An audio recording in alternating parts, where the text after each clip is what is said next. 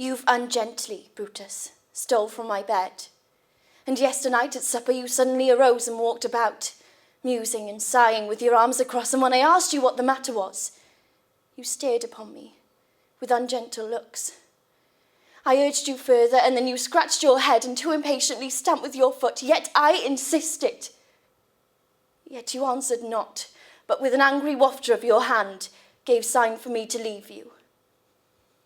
So I did, fearing to strengthen that impatience which seemed too much enkindled, and withal hoping it was but an effect of humour which sometimes hath his hour with every man. It will not let you eat, nor talk, nor sleep, and could it work so much upon your shape as it hath much prevailed on your condition, I should not know you.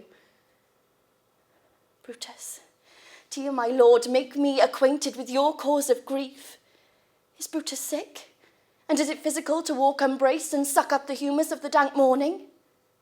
What, is Brutus sick? And will he steal out of his wholesome bed to dare the vile contagion of the night and tempt the roomy and unpurged air to add unto his sickness?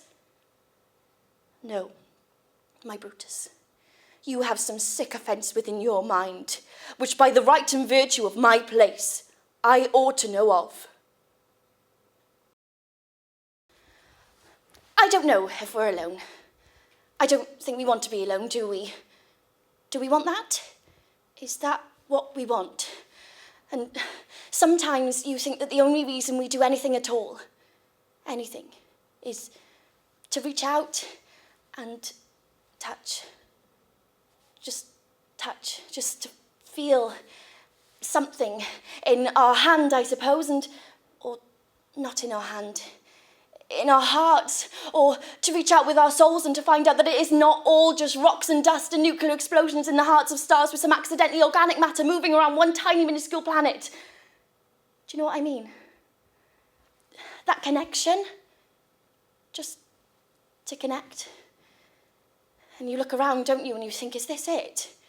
Everybody else seems to think that it's this, so that's what I'll do. I'll get a job and a house and the right shoes and I'll, because this could be it.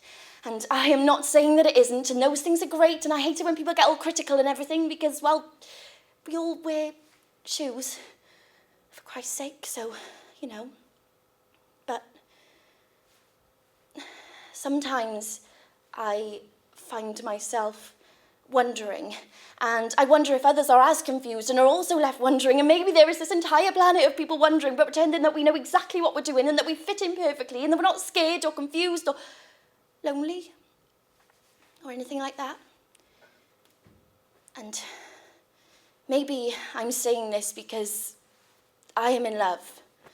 And maybe I'm looking for some meaning because I'm in love. And what is that?